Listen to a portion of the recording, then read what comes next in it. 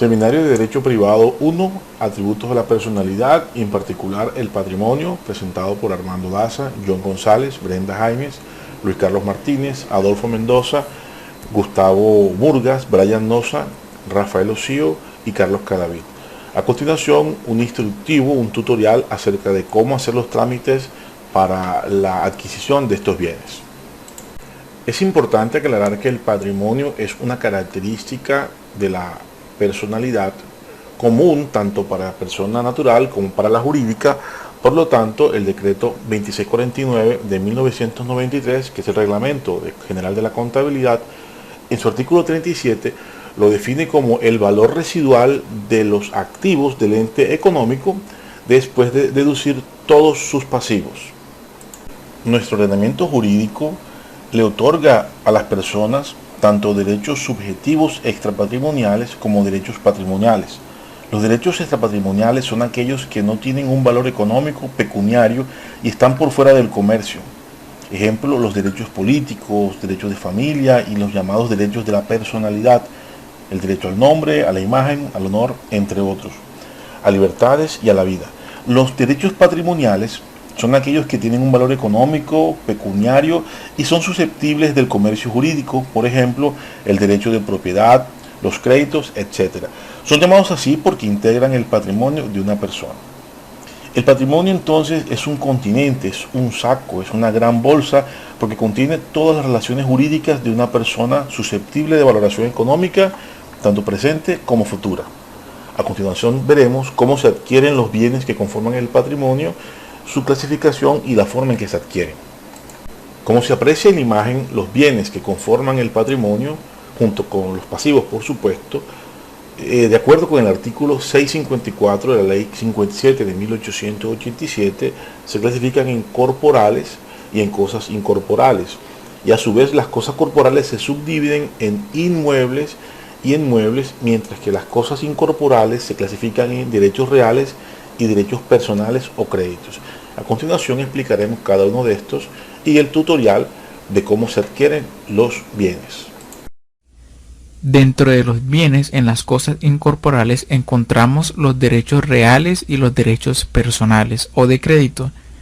En esta parte de nuestra exposición encontraremos lo que es las diferencias entre cada una de estas y las denominaciones que se pueden encontrar dentro de las mismas.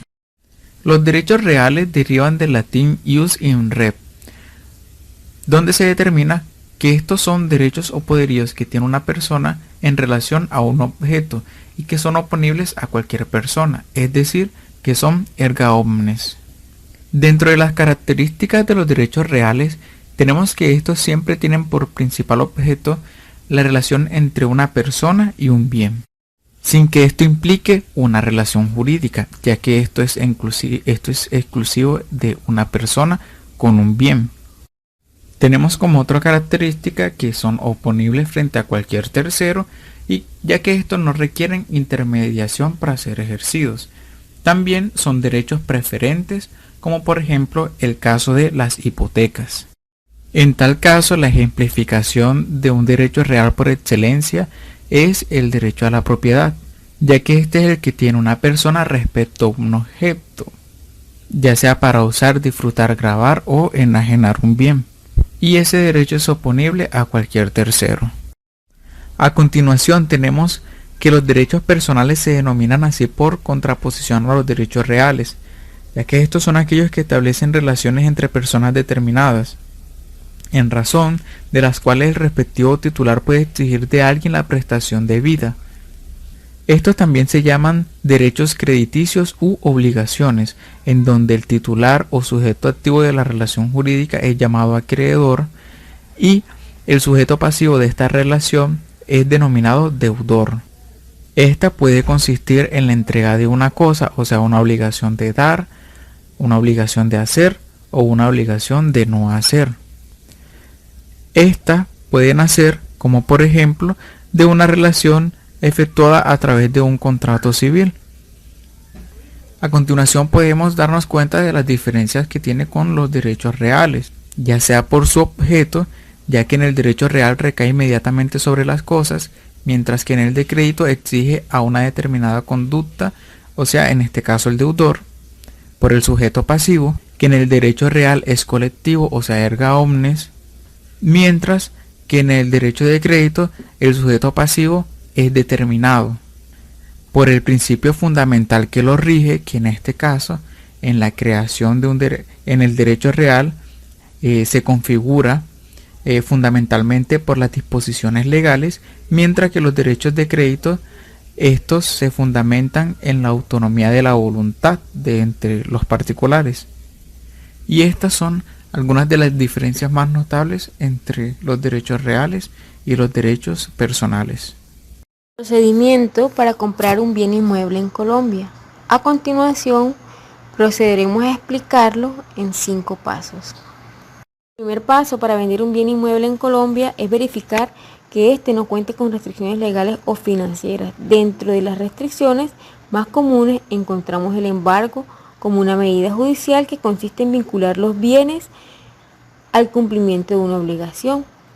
Asimismo encontramos el estado de sucesión. Debemos verificar que el bien inmueble hace parte o no de una sucesión y quiénes están legitimados para la venta.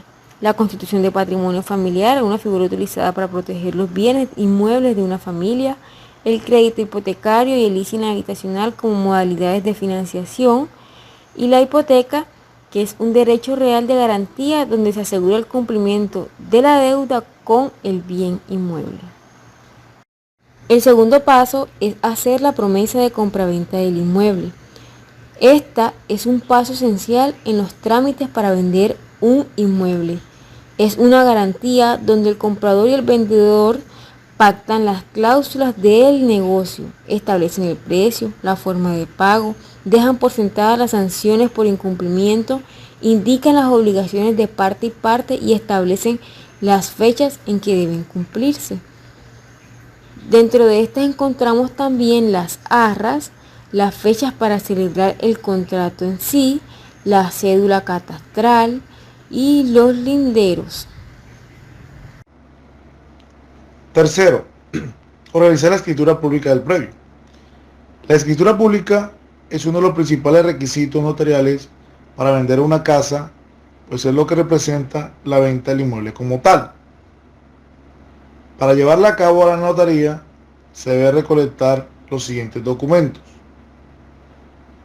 Escritura pública vigente, copia. Certificado de libertad y tradición, vigencia no mayor a 30 días. Paz y salvo del impuesto predial del inmueble. Boletín catastral.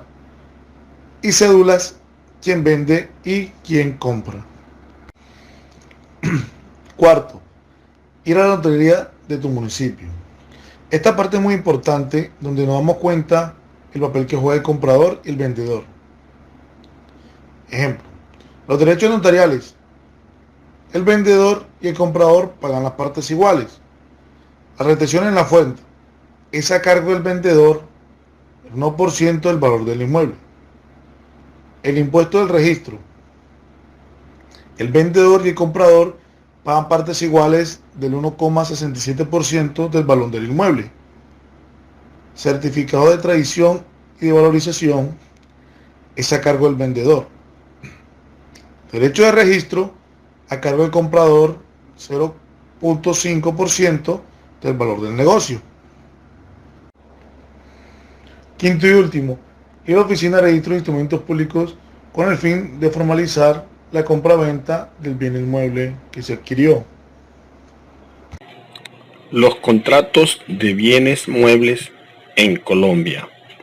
Los contratos de compraventa de bien mueble abarca un número bastante amplio de objetos o cosas.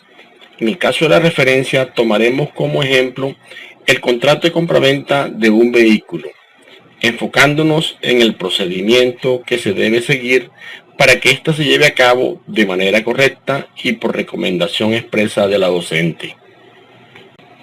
Como dijimos anteriormente, vamos a enumerar los pasos necesarios para que la compraventa de un vehículo usado en Colombia se lleve a feliz término. Como primer paso, se debe verificar que el vehículo esté libre de multas o proseguir a pagarlas para continuar con el proceso de traspaso, lo que se verifica en el RUN. Como segundo paso, tanto el vendedor como el comprador deberán inscribirse en el RUN o estar inscrito, y el vehículo tendrá el SOAT vigente incorporado en el RUN.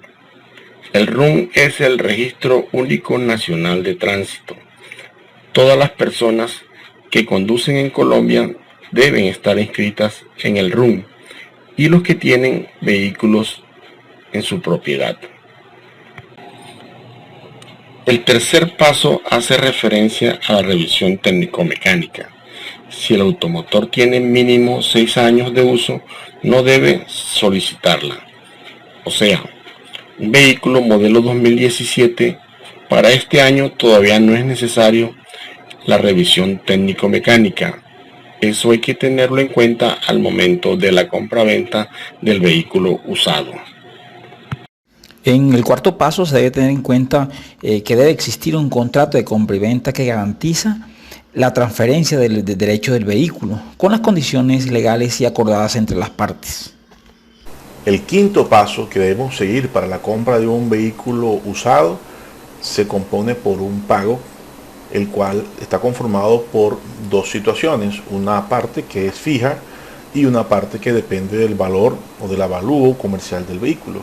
Se pagará fijo 128.065 pesos más el 1% del avalúo comercial del carro.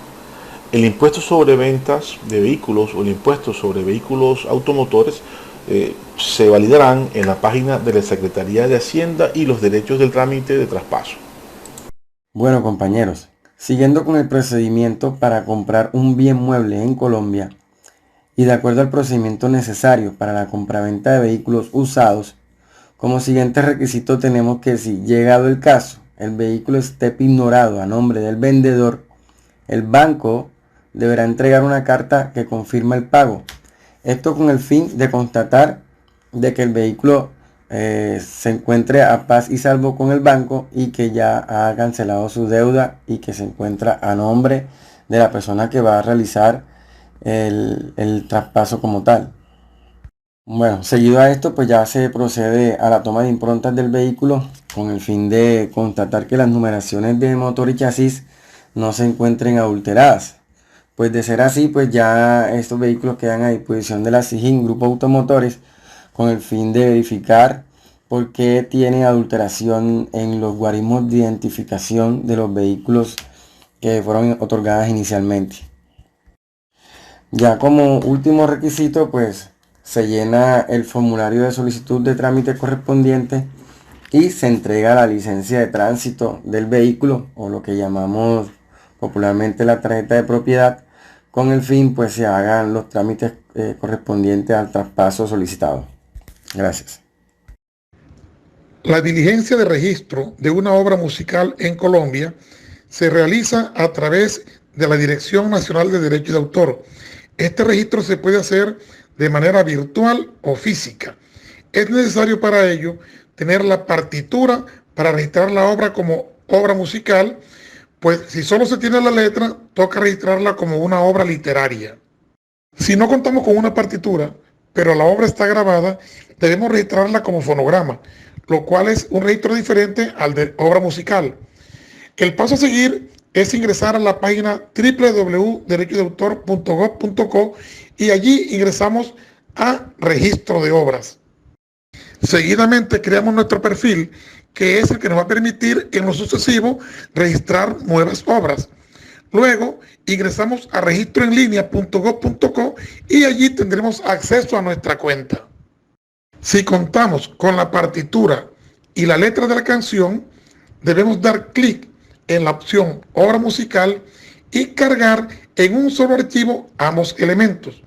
Recordemos que la letra y la partitura son los que nos van a dar la opción de registrar la obra como obra musical y no como fonograma o como obra literaria, como ya lo hemos explicado al comienzo de mi intervención.